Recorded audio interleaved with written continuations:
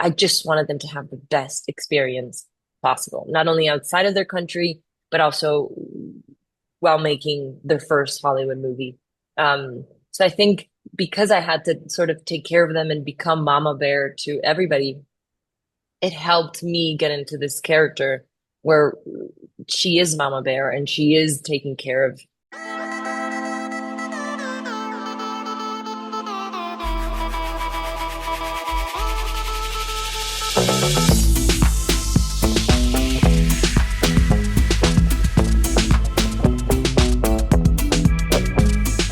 Hi, Adria.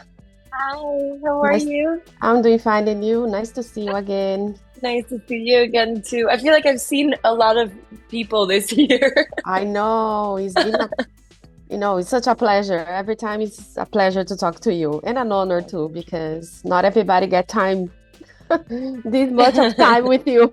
But anyway, but you did amazing projects this year. That's why people been talking to you a lot. And I already mentioned that to you. That Maria is one of my favorites that you have this year. Thank you. So yes, I love Madison. I love Sarah, but Maria for me is the best. So when let's talk about Los Frikis. And when you read that script, what got your attention on this character, on Maria? Um, well, I read the script and I felt a little ignorant because I didn't know that this was part of our history, right? That this happened. And I was really intrigued, and then I went down this rabbit hole finding out everything about Los Frikis. And then the more I talked to Tyler and Michael, our directors, the more I fell in love with the project and their vision and their perspective and how to tell it. The fact that they were going to go directly to the source and go to Cuba and really find Cuban actors, raw Cuban talent, and highlight them in a Hollywood movie and give them this opportunity and this platform, to me was beautiful. Um, and that's how it sort of began. And every single actor that we hired, I think it was over 20 Cuban actors that we hired, every single actor had a say in their character, had a say in the perspective of the storytelling. And Tyler and Michael just really put a platform, like almost like a play, and allowed us all to tell this story. And I was guided by them. And even with my accent, I didn't have an accent coach. They were my coaches. And it was just such a beautiful experience and such a beautiful story. But the way that it was told and the angle that Tyler and Michael came into the story with, so much beauty and understanding that they were going to be a fly in the wall and allow, this story to take and unfold, was just, it has been the best experience of my life making Yeah, this movie. yeah. You mentioned that like on the research, like we didn't know anything about it. Not even me. I didn't know that the Los Freaks exist. And so like what the thing that most surprised you about them when you like doing the research up to just to find out about that story. They did what they did, and the fact that the desperation is something that I can't relate to, right? But every single one of the actors really shared their story and made me feel for seconds like I was Cuban, and it was the biggest gift I've gotten in my acting career, because it's just such a beautiful culture. But the desperation of finding freedom, and finding freedom even within your own country, and having to go to the measures that they did, I mean, it's incredibly punk rock. And obviously they didn't know the consequences. They believed that they were going to find the cure. They didn't really, to them it was kind of like a flu or a COVID. They didn't realize the gravity of what they were doing. But that desperation to me, and being and feeling that desperation while reading it, and while talking to Hector and Eros, was something that really resonated with me, and it always leaves like a pit in my belly. Yeah. You mentioned the accent. That's one of my questions. How like work with the accent, because it was perfect, by the way. Oh, thank you. Thank Yeah. you. I mean, I I will say something. Premiering this movie in Miami Film Festival in a room full of Cubans was probably the scariest I've ever been in my life. Like no skydiving, no roller coaster, no fast car, nothing has scared me more. And a lot of people came up to me and congratulated me on my accent. And that's, I was like, that's it. I did it. And I can't take credit for it. I cannot. I think I have to give the credit to Eros and Hector and Talia who helped me. There's nothing more contagious than the Cuban spirit. Nothing. Nothing is more contagious.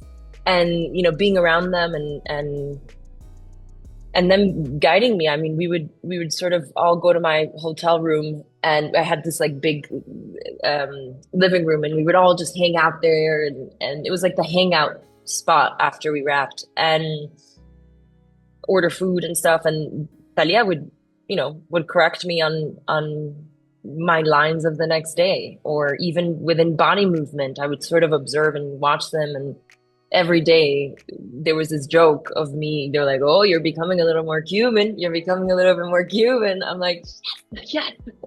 So it was a whole team effort. I can't take credit for it. Yeah, that's amazing. I also love the relationship that you have with not you, Maria and Gustavo has this relationship. Let's clear it up because people, how was like creating that with Eros on set, and also they had in Eros and actor is Gustavo and Paco. They also have a relationship. Like, how was like creating that dynamic on set?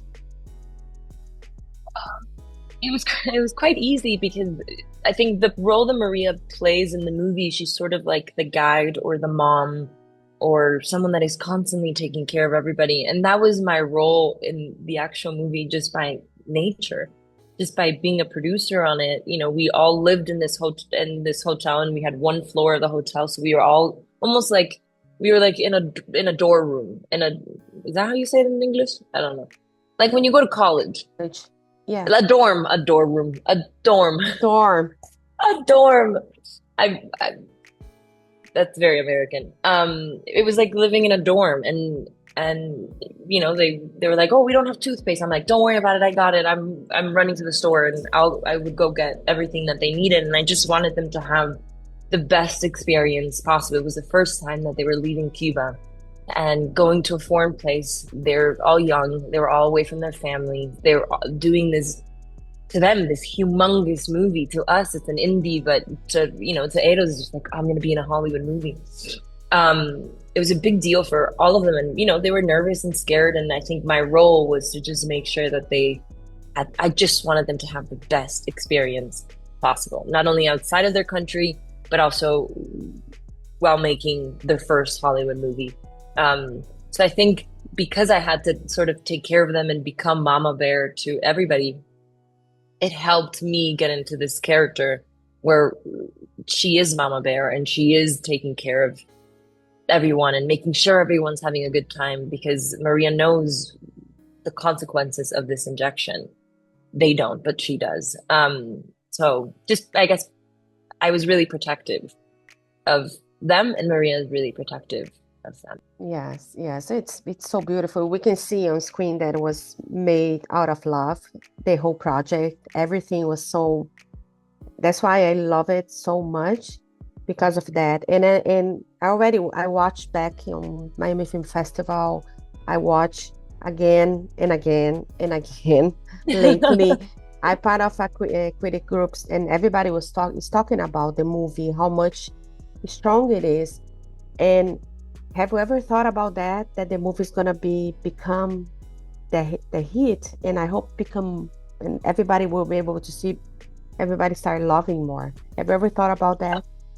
I think about that all the time, and the only reason is because, I mean, this story is so important, and we talk so much about highlighting important Latin American stories and telling new Latin American stories.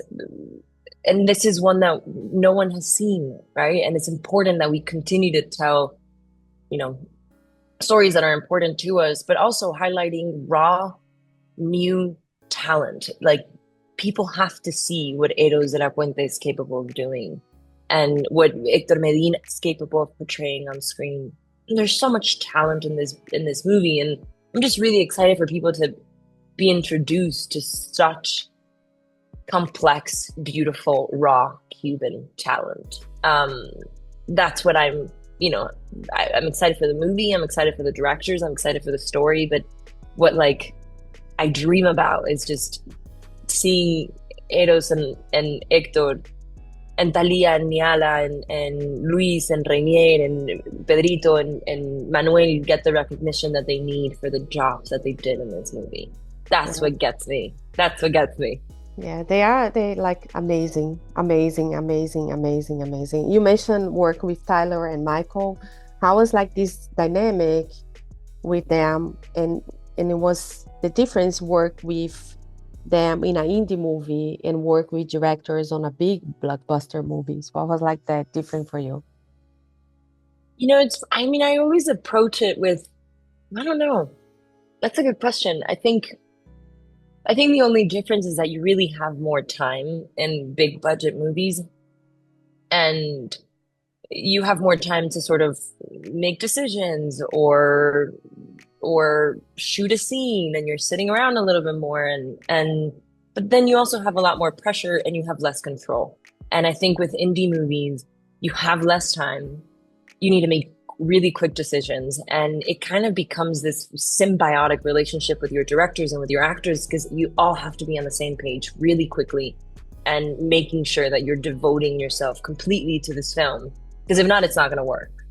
I'm right now in Albuquerque, New Mexico, doing an A24 movie, and like Adam Wingard and we're starting to think almost the same. It's like, we don't have time, we don't have money to waste. It's like, we gotta make this movie great and perfect, and the only way to do it is if we are aligned. And it happened with Tyler and Michael, and not only with me but with everybody else.